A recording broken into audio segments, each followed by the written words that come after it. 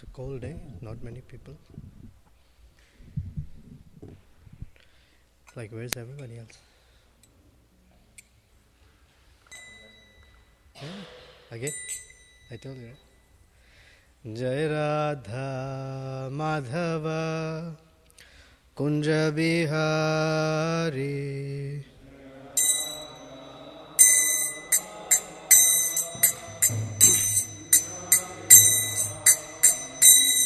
Jai Radha Madhava Kunja Bihari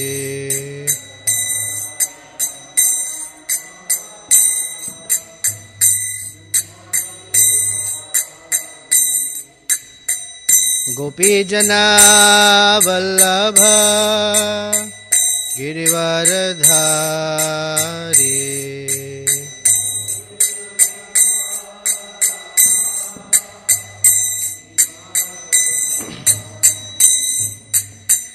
Gopi Jana Vallabha Girivaradhari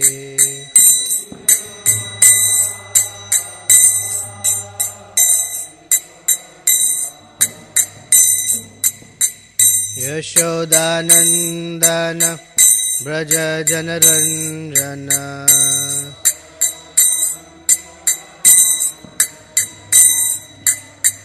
Yashodanandana Braja Janaranjana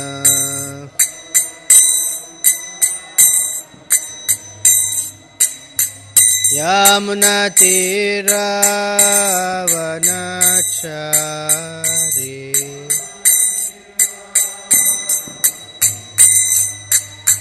Yamuna Tira Vanachari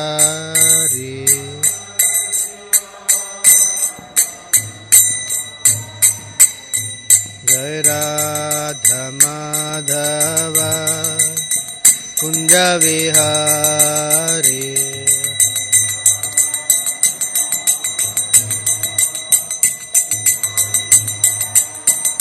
Jaya Gopi Jana Vallabha Girivaradhari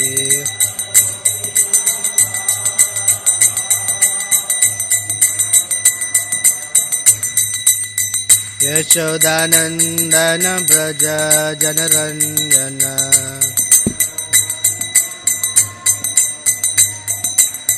Yamuna Tira Vanachari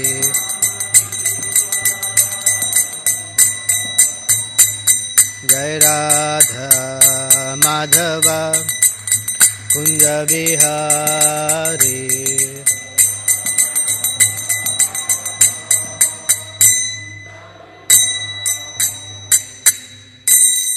Jayam Vishnupada Paramahamsa Parivrajakaacharya Ashtotara Shata Shri Srimad His Divine Grace A.C. Bhaktivedanta Swami Srila Prabhupada Ki Jai Ananta Koti Vaishnava Vrinda Ki Jai Grantharaj Srimad Bhagavatam Ki Jai. All glories to the assembled devotees, all glories to the assembled devotees, all glories to Sri Sri Guru and Gauranga. Om Namo Bhagavate Vasudevaya Om Namo Bhagavate Vasudevaya Om Namo Bhagavate Vasudevaya Grantharaj Srimad Bhagavatam, Canto 4, Chapter 30, Text 42. Namasamaya Shuddhaya Purushaya Paraya Cha Vasudevaya Sattvaya Tubhyam Bhagavate Namaha Namasamaya Shuddhaya Purushaya Paraya Cha Vasudevaya Sattvaya Tubhyam Bhagavate Namaha Namasamaya Shuddhaya Purushaya Paraya Cha Vasudevaya Satvaya Tubhyam Bhagavate Namaha.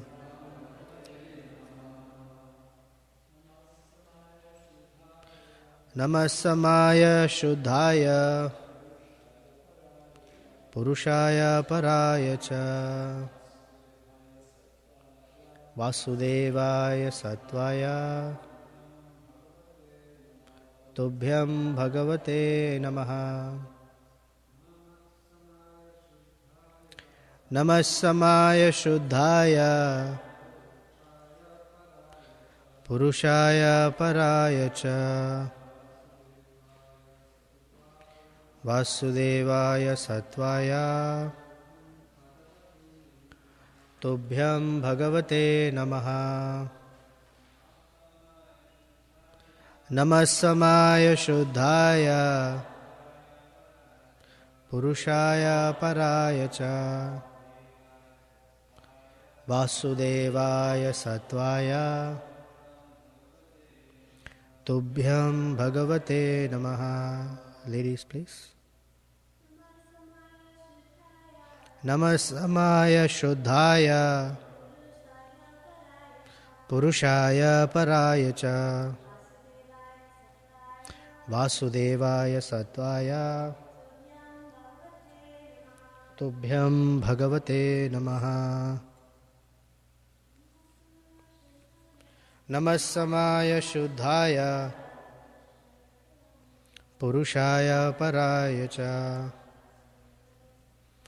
Vasudevaya Satvaya Tubhyam Bhagavate Namaha. Namaha.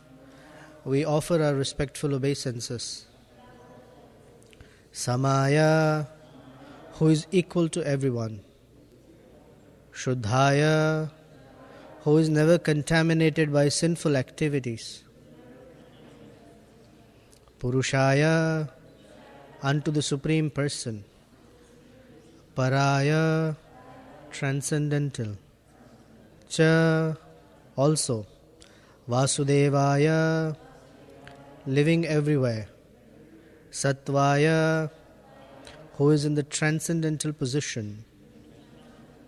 Tubhyam, unto you. Bhagavate, the Supreme Personality of Godhead.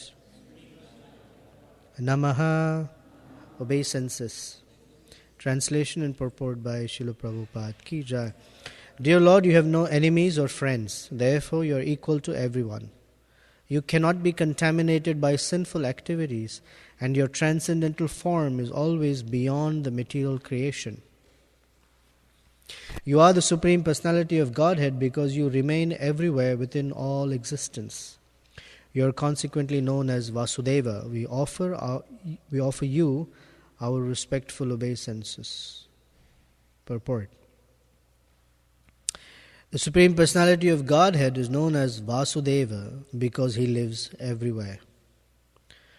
The word Vas means to live.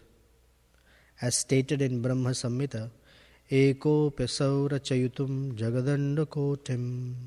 The Lord, through his plenary portion, enters into each and every universe to create the material manifestation. He also enters into each and every heart in all living entities, and into each and every atom also. Paramanu Chayantarastham. Because the Supreme Lord lives everywhere, he is known as Vasudeva. Although he lives everywhere within the material world, he is not contaminated by the modes of nature. The Lord is therefore described in Ishopanishad as Apapa Vidham. He is never contaminated by the modes of material nature. When the Lord descends on this planet, he acts in many ways. He kills demons and performs acts not sanctioned by the Vedic principles. Excuse me. That is, acts considered sinful. Even though he acts in such a way, he is never contaminated by his action. He is therefore described herein as Shuddha, meaning always free from contamination. The Lord is also Sama, equal to everyone. In this regard, he states in Bhagavad Gita, chapter 9, text 29, Samoham sarva bhuteshu name dveshosti na priyaha. The Lord has no one as his friend or enemy, and he is equal to everyone. The word Satvaya indicates that the form of the Lord is not material. It is Sat Chit Ananda Vigraha. Ishvara Parama Krishna Sachidananda Vigraha. His body is different from our material bodies. One should not think that the Supreme Personality of Godhead has a material body like ours. Om Ajnanatimirandhasya Gyananjana Shalakaya Chaksur Unmilitam Yena Tasmai Shri Gurave Namaha Shri Chaitanya Manobhishtam Sthapitam Yena Bhutale Swayam Rupa Kadamahyam Dadati Swapadantikam Vanchakalpa Tarubhyascha Kripa Sindhubhya Evacha Patitanam Pavanebhyo Vaishnavebhyo Namo Namaha Jaya Sri Krishna Chaitanya Prabhu Nityananda Shri Advaita Gadadhara Shrivasadi Gaura Bhakta Vrinda Hare Krishna Krishna Krishna Hare Hare Hare Rama Rama Rama Hare Hare.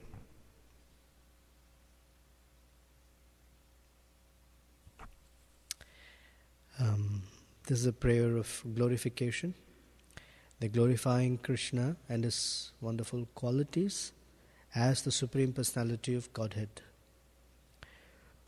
So specifically, there are some words that Prabhupada explains in the purport.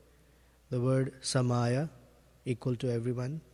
Shuddhaya, always pure, never contaminated by the modes of material nature or by his activities.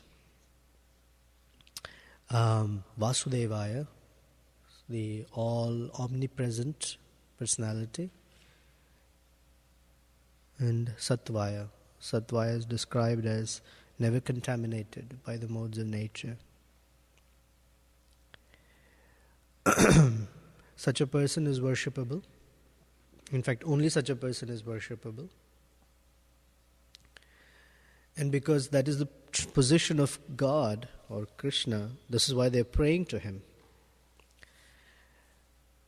If it is an ordinary conditioned person, then these kinds of prayers don't apply. We're not talking of pure devotees, we're talking of random conditioned person. Because in this world, people have the tendency to worship someone. And they idolize and glorify and worship persons of this world, calling them words such as Bhagavan, etc. That is just sentiment. It is not factual. But here, the word Bhagavan is factual. It says, Tubhyam Bhagavate Namaha. It's very factual. It's factual because first is Vasudevaya. He is all-pervading. He enters into every material. Prabhupada's only talking about the material realm right now. He enters into every material universe as Garbhodakshaya Vishnu. And then he enters into every atom of existence, of matter, and enters into every heart of every living entity. But just that itself, no one can replicate.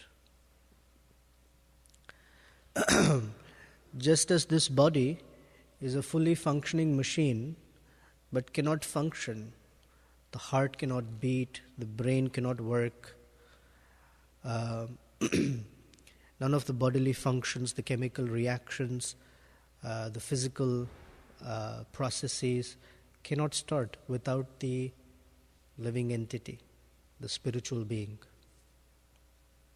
As soon as the spiritual being leaves, this fantastic machinery comes to a complete halt. Although there is something unique, that even with the presence of the soul, sometimes the brain doesn't work. That's a joke. But anyway, it doesn't work. Yet it's the presence of the soul that is supposed to activate everything else.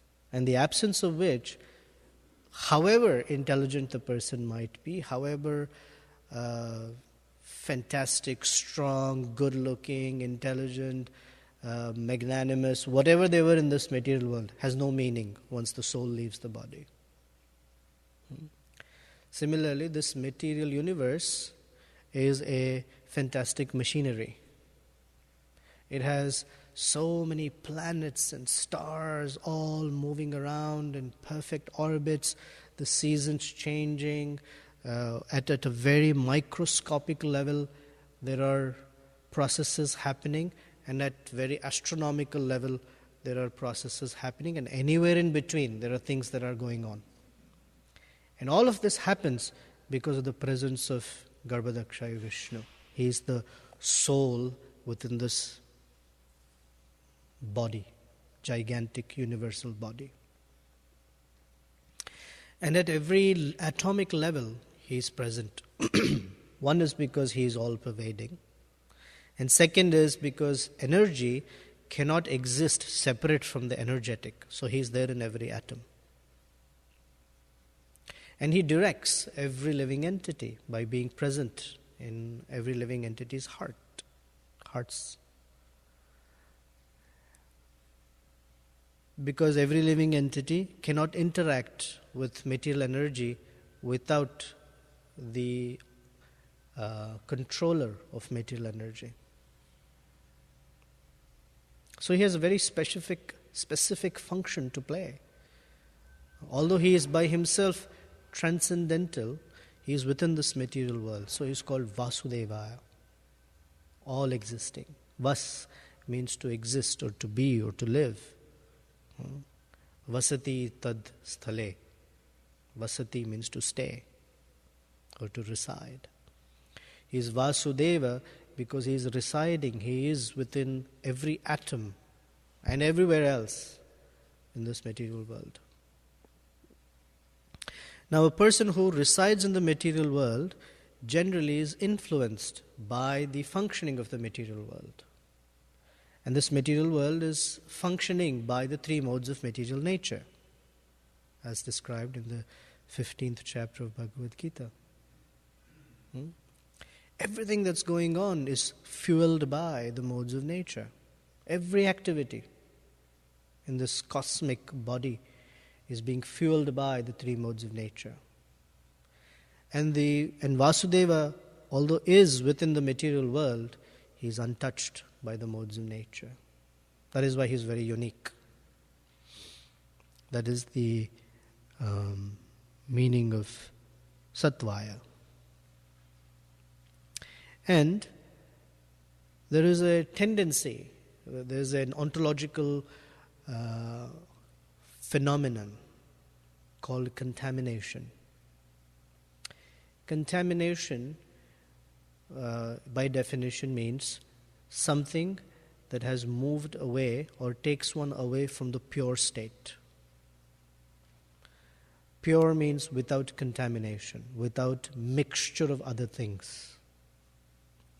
So the material modes contaminate the consciousness of an entity within this material world, means it takes the living entity away from his pure state.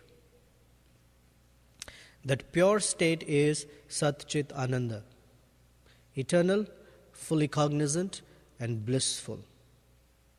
But we see that we are not eternal because we are entrapped in a material body.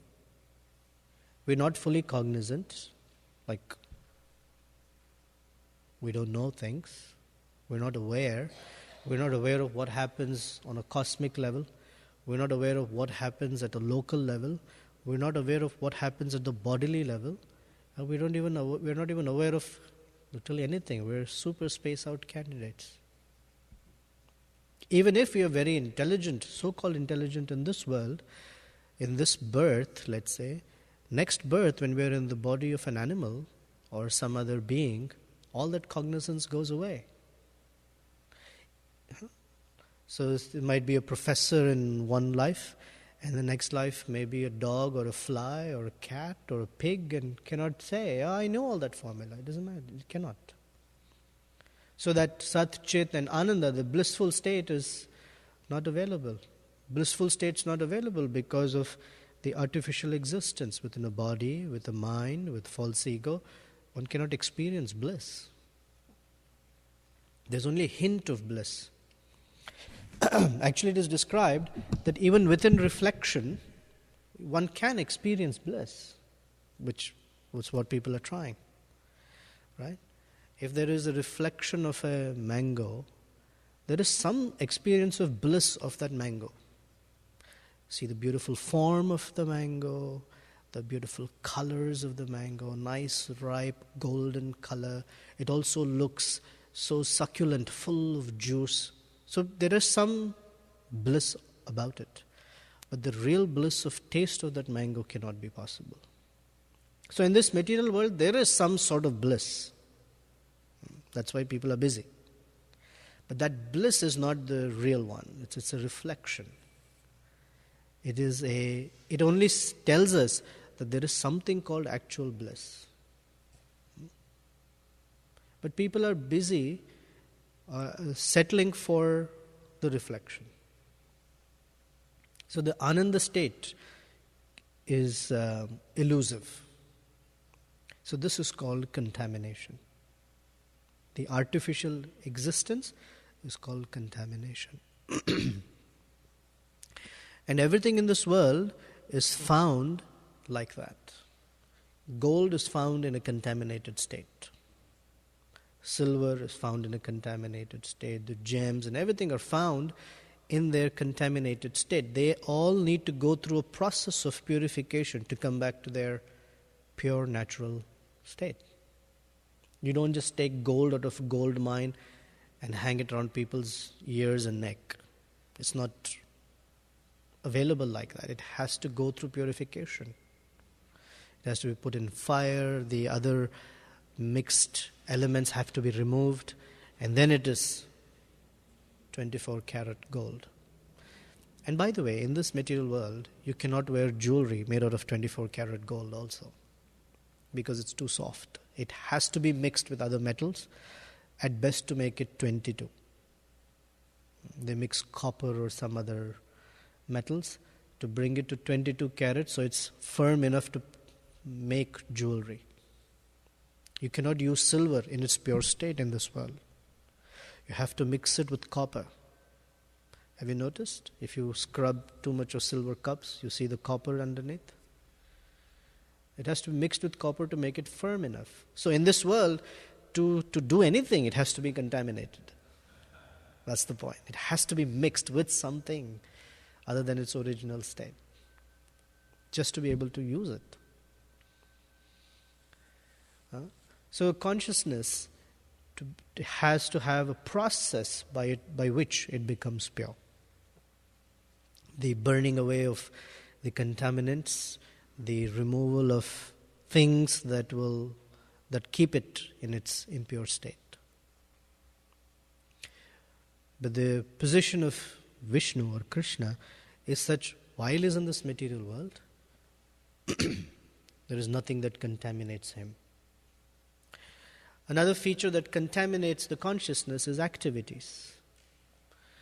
And to live in this material world, the human beings have come up with a set of codes of living called morality, ethics, and we live by that. And morality and ethics primarily come from tradition. And generally we know that tradition many years ago was fairly pure, in the sense that it was God-centered. But with time, morality changes. It should not change, but we see that it changes. It changes because civilization moves from God-centeredness to me-centered, me-centered, centered around sense gratification, centered around something other than God. So what happens is, when the center moves, the whole moral system, ethical system needs a readjustment. Or they call it refinement. We consider it to be contamination. It is adjusted for convenience. Morality that is adjusted for convenience is not morality. Yeah? It's just a legal way of sense gratification. Morality is that by which one feels the little pinch to veer away from the middle of the road.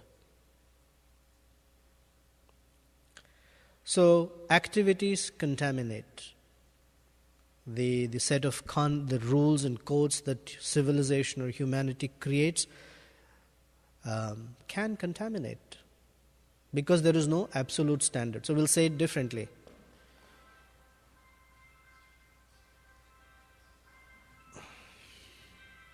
He has to take the battery out and all. It's a little complicated phone.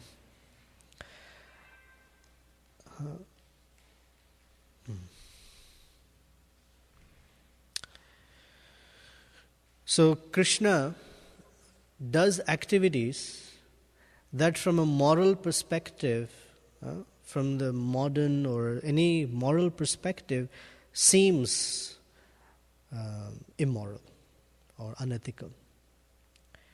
But here the realization is Shuddhaya. A person, when he does things that are outside the boundaries of morality and ethics, becomes contaminated, Ashuddha. But Krishna always remains Shuddha. Doesn't matter what he is doing.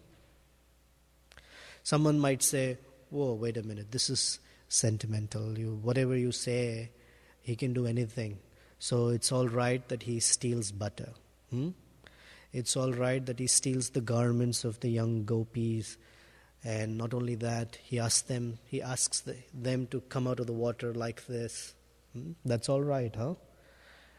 It's all right that he dances with all these young girls and women who are mothers and wives of someone else in the dead of night. It is all right that he has 16,108 wives. Is it all right that he tricked Duryodhana?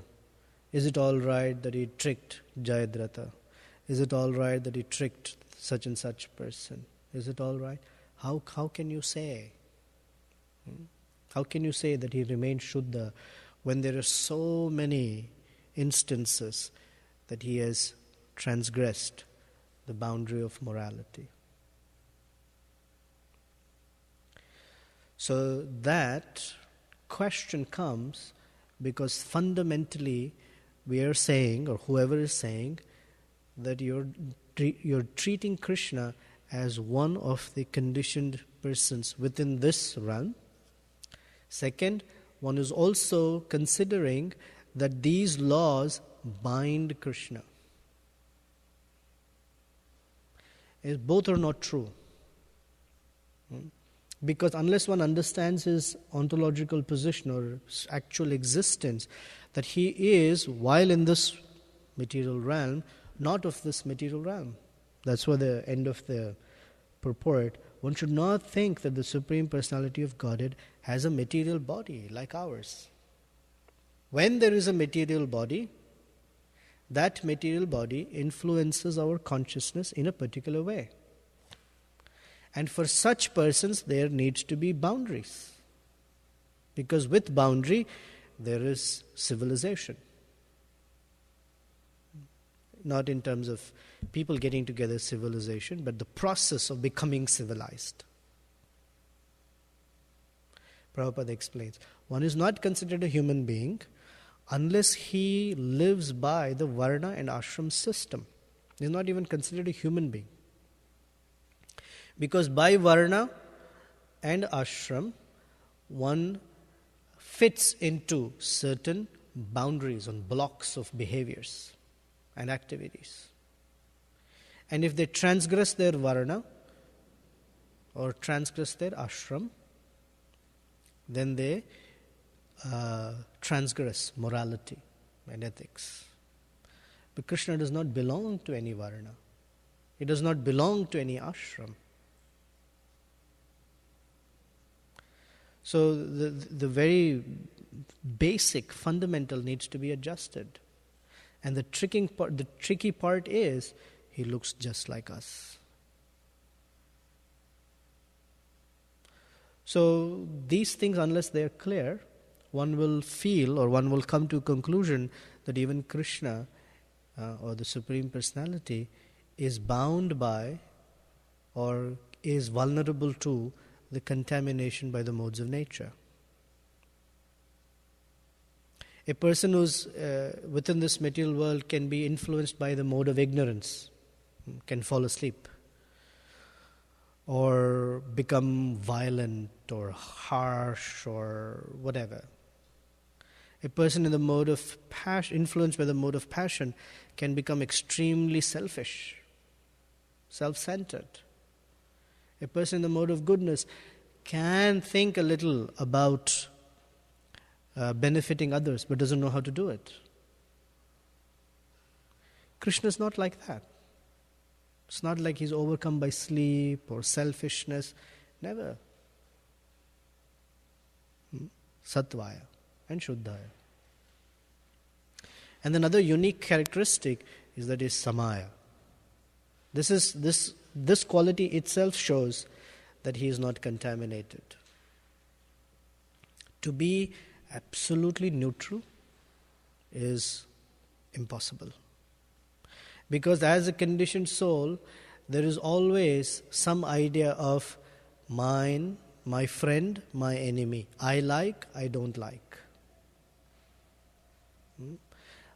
It's favorable to me, not favorable to me. Every conditioned soul makes that judgment. So to be neutral is not possible. But the Supreme Personality declares it, Samoham Sarvabhauteshu. I am equal to every living entity. Now, neutrality does not mean indifference. Neutrality does not mean, I don't care whether you're my devotee or you have inimical tendency towards me. I don't care. That's not neutrality. The specific neutrality that Krishna has is that he is reciprocating according to how they want to interact with Krishna. That is his neutrality. I mean, this is very unique. So he's neutral with the demon who is inimical with him in the sense that he reciprocates like that. He's very loving to the devotee because the devotee is very loving to him. And yet he remains neutral. He doesn't say, I don't like this devotee. I don't like this living entity. So it's described in the first chapter of the 7th canto that when a demon rushes to kill Krishna or fight with Krishna, lovingly Krishna fights with him and lovingly kills him. Now, what does that mean?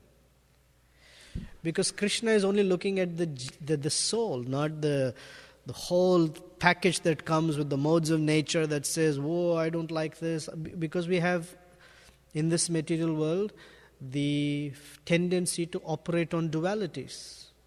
If one state exists, the other state cannot exist. I cannot love someone and kill them. Although we do see some silly things like that in this world, and we call it love, but that's not love, that's heavy. Mode of ignorance. I love someone so much that I will even kill them. There are people like that. Actually, they're not loving that. For example, there are many stories of possessive love. I love such and such person so much that if they do anything that's not okay for me, then I can even kill them. That's not love at all. But that exists in this world. But this is not Krishna. Krishna is lovingly reciprocating with Shishupal or Ravana or whoever. So in one sense, one might say, how do I understand this? Well, it takes one to know one. Therefore, spiritual life is to come to the same platform as Krishna, to be able to understand Krishna. And that is the process. There is a methodology by which one can come to the same platform as Krishna, so we can serve and understand Krishna. If we cannot come to the same platform as Krishna, we cannot serve Krishna. The separation, not in the transcendental way, in the real way, the separation is so much that a person cannot serve God.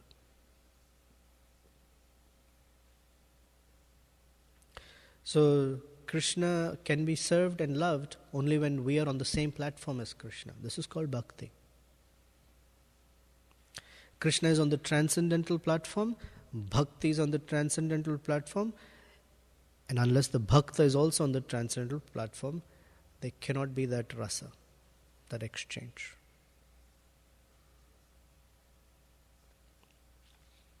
So the prachetas, they are on the transcendental platform. So they can express this, that you are Shuddhaya. If one is not on the transcendental platform, one cannot understand how Krishna is always transcendental or pure. So there's a story that Bhaktisiddhanta Saraswati Thakur would quote, that according to the modes of nature, according to one's situation, one sees certain things in a certain way. His disciples, they had gone to Burma. I think Burma is called Myanmar, I think now. Yeah? And they had opened a little preaching center, and they were making halwa in pure cow ghee. So when you make halwa in pure cow ghee, it has a very particular fragrance to it. Actually, it's a very attractive fragrance. And the neighbors, they were cooking whatever little animal that was fermented in some acid over days, and it was being roasted or fried or something. So there was smell emanating from their kitchen, and the smell of halwa in pure cow ghee was emanating from the devotee's kitchen. And both the residents of this house and the residents of that house, both were suffering. They were suffering, the devotees were suffering because the smell, it was reeking from the dead animals that were fermented, was just too much to bear. And the neighbors were suffering because the smell from halwa in cow ghee was too much to bear. They said, "What is this you're cooking? Oh, this is so smelly, it's so bad." And the devotee said, "What are you cooking? It is so bad." However, the suffering was not on the same level. These devotees were cooking in ghee and they couldn't tolerate, the smell of dead animals. And they were in the mode, the neighbors were so much in the mode of ignorance that they could not appreciate the smell of cow ghee. So someone who's in the mode of ignorance cannot appreciate something that's, even in this world, within the mode of goodness, they cannot appreciate it. It's like, why is this person always like that? Why do they have to be like this? This is, why can't they be like one of us, like in ignorance? What's wrong with us? And the person in the mode of goodness would be like, why are all these people like this? Why cannot they be in the mode of goodness? Of course, nobody thinks that they're in mode of ignorance. Right? That's another thing. Everyone thinks, I'm in goodness, others are in ignorance. The very fact that they cannot see how much I'm in goodness, that is their ignorance. Right? But this is how the modes of nature, they trick us.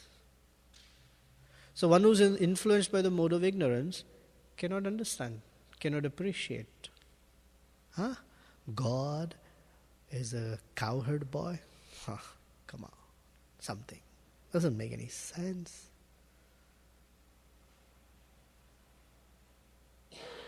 I cannot make sense out of such behavior of Krishna. Why Krishna is like this? Why Krishna is like that? Many years ago, someone argued with me very heavily He said, I can appreciate the Bhagavad Gita and all that because there are all these shlokas and many people recite the shlokas. But I must say one thing.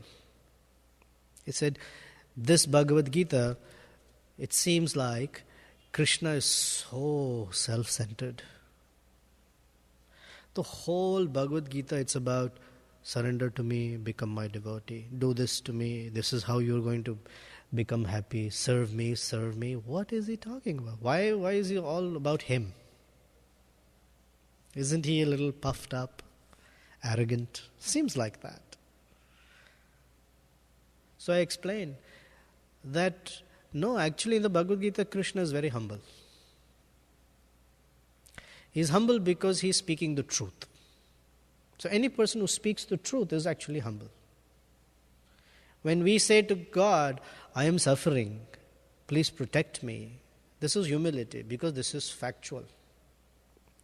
When God says, yes, I will protect you, this is also humility because it is factual.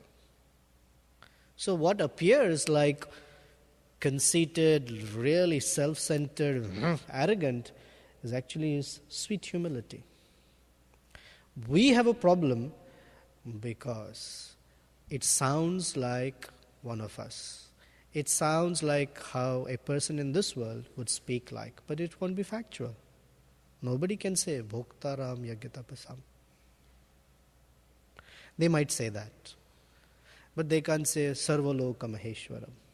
They may feel like that, but they cannot say Suhudam Sarvabhutanam. They think like that. Sometimes Suhudam and Gyatva Mam Shantim. And because others cannot recognize this, they are also Ashanta. So Hiranyakashipu, for example. In one sense, he was Bhoktaram Yagyatapa. He was enjoying all the sacrifices in his kingdom. And for practical purposes, he was Sarvaloka Maheshwaram. Right? Jai Jagannath Prabhu explained how he would raise his eyebrow and the rivers would stop and the gems would be delivered to his door. From the rivers, all the planets would be scared, the demigods would be scared. But he was not Suhridam Sarvabhutanam. But more importantly, there was no Shantim in his household because in the entire universe, there was one 5-year-old that did not accept that. And for that reason, he was so restless. It didn't matter that the rest of the universe was scared. One 5-year-old did not. He was not scared. And Hiranyakashipu was so restless because of that.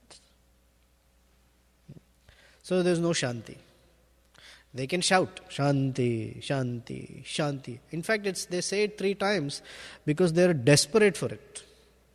They're asking for it. Shanti, Shanti, Shanti. It's not working.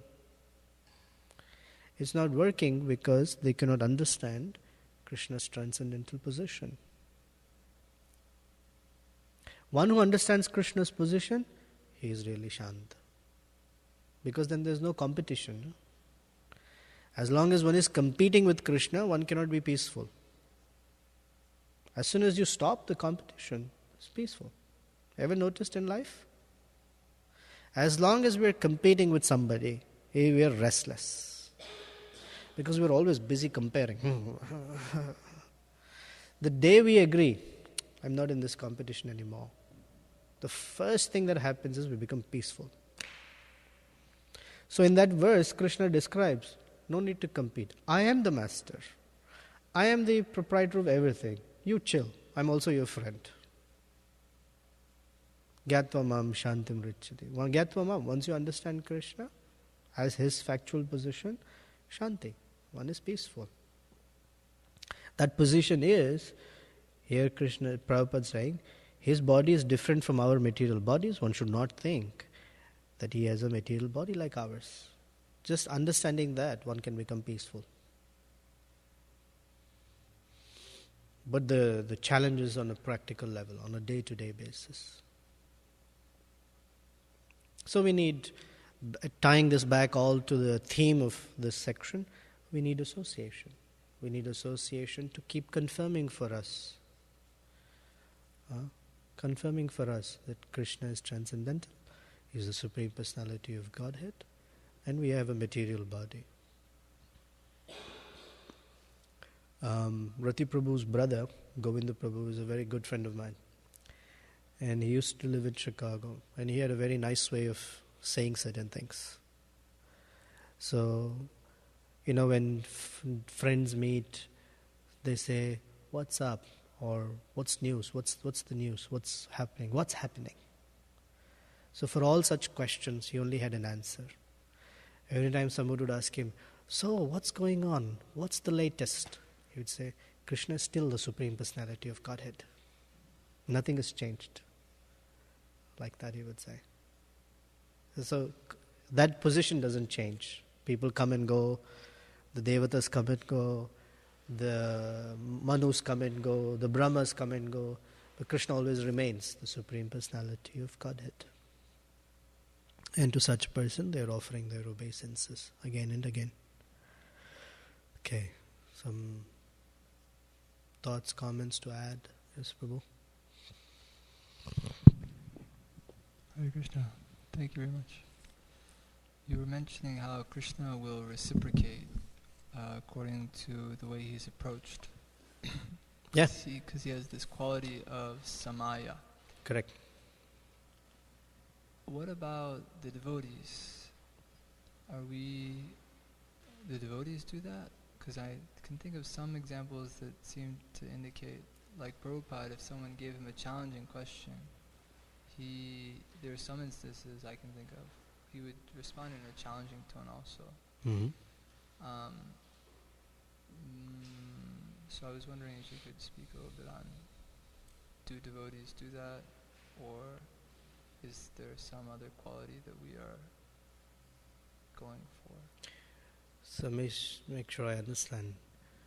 If Krishna, the point was Krishna reciprocates according to one's surrender, he says, or however one approaches Krishna, Krishna reciprocates accordingly. So in the life of Srila Prabhupada, someone posed a challenging question, Prabhupada would challenge him back. So that's the principle. There are some cases where someone challenged Prabhupada and Prabhupada didn't take that challenge. In that state, still reciprocating in that spirit. Because for some persons, when you take up a challenge and they get defeated or whatever, they move from that position. For some persons, when someone challenges and you don't challenge back, they move from that position because it's too much to deal with no response. Regardless, it is still ye yatha. Now Krishna says, Samoham Sarva, devotees describe like this, that in that verse, the first two lines is when Krishna is speaking as Paramatma. Samoham Sarva Bhuteshu Namedveshu Astina Priyaha. This is the Paramatma speaking. And the next two lines is Krishna speaking. Ye bhajanti tumam bhaktya maite teshu chapyaham. However, one who comes to me with love and devotion, I am in them and they are in me.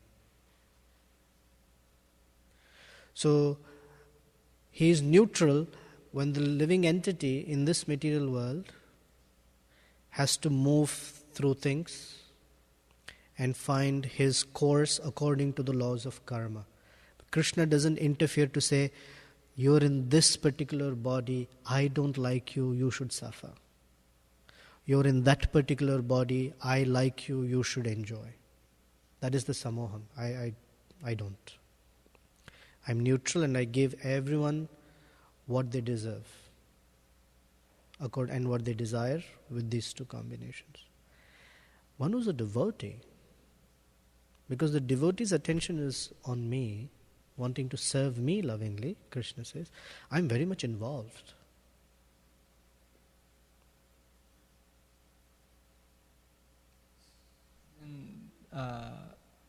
Chaitanya Mahaprabhu has somewhat of a different mood also. Mm-hmm. Could you speak a little bit about that also? Well, please. Chaitanya Mahaprabhu has a different mission. He is not acting as Paramatma. He is acting as a devotee of Krishna. And a devotee of Krishna understands the heart of Krishna. Although he is neutral, so he is neutral and he is seeing that this soul, because of his activities, is entrapped in this impure body.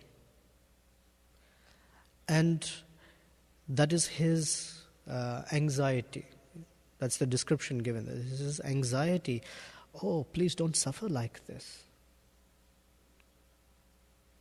But as Paramatma will not say, well, I'm going to stop this. So he appears as Lord Chaitanya to challenge that. To say, don't suffer like this. So he doesn't violate his Paramatma function. At the same time, he's also performing or giving access to his compassion. Krishna is very unique. See, that is the neutrality of Krishna. If we have to do something, we have to move from this position to that position. I have to move from neutral to partial. But Krishna is that he can remain neutral and partial simultaneously. So he is neutral as Paramatma, but he is freely giving as Lord Chaitanya. So he will never violate his own position as Paramatma. Lest someone would say, whoa, because he said, you're Shuddha Sattvaya, you will never transgress your position. So he never transgresses his position. He's simultaneously neutral and partial, or something that seems like he's saying you should not do something like this. Conditioned soul cannot do like that. Not possible. To remain partial, to remain neutral and be that at the same time. It takes to be a very special category of personalities.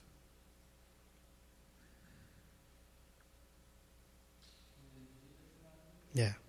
Not the Baddha Jiva cannot do. Siddha Jiva can do. A perfected soul, when empowered by Krishna, can do so.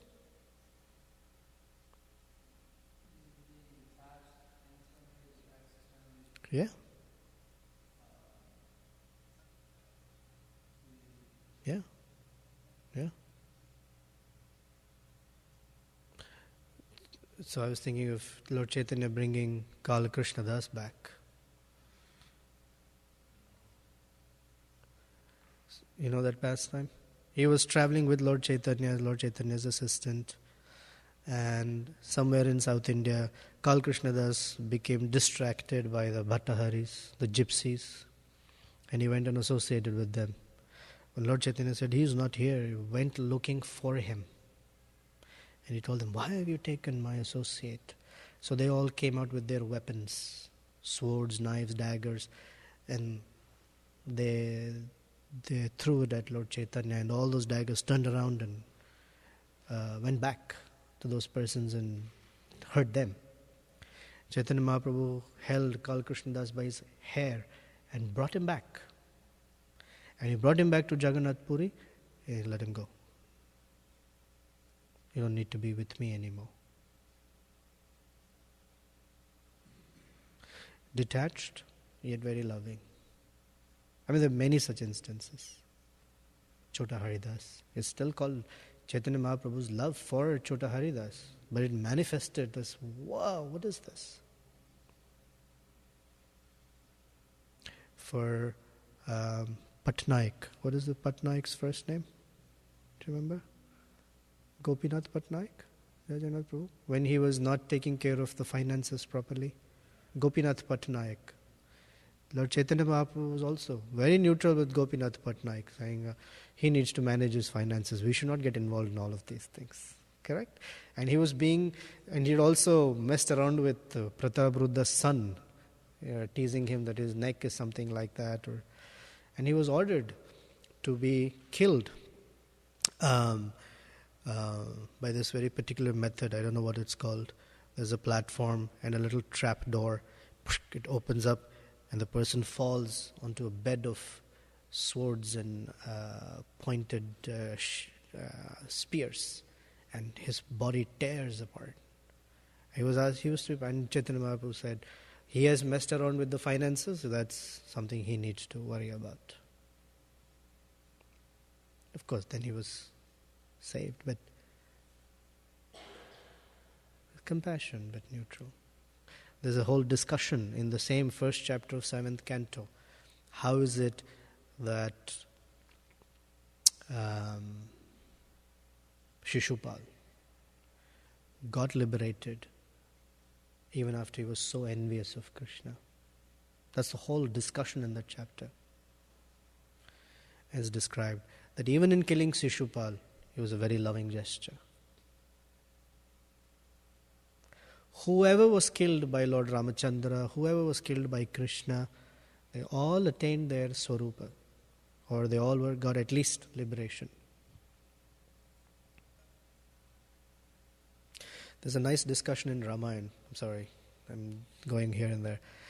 When Maricha, because Maricha and Subahu had attacked when Vishwamitra was there, and Lord Ramachandra had killed Subahu. And he shot an arrow at Maricha, then Maricha flew 800 miles into the ocean and fell off somewhere in the ocean. So then he went back to report to Ravana.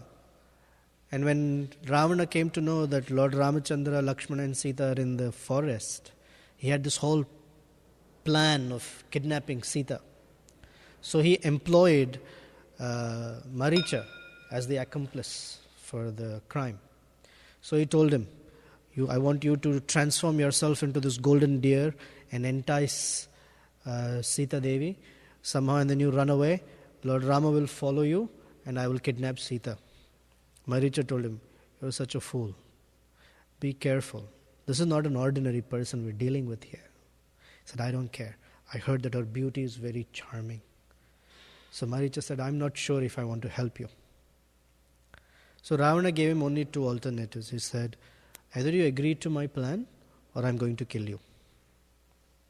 So Maricha tells Ravana, well, if I agree to your plan, then Lord Rama will kill me.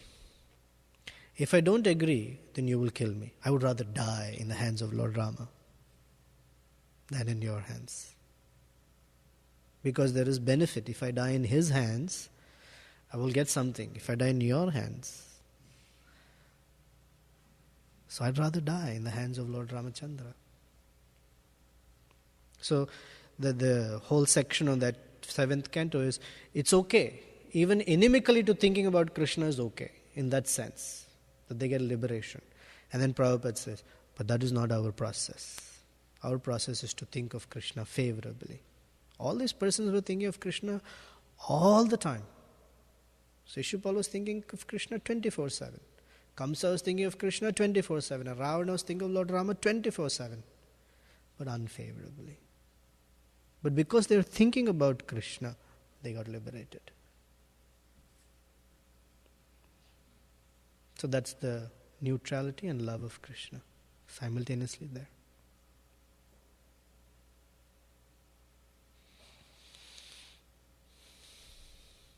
Okay. Thank you very much. Srila Prabhupada ki jai. Srimad Bhagavatam ki jai.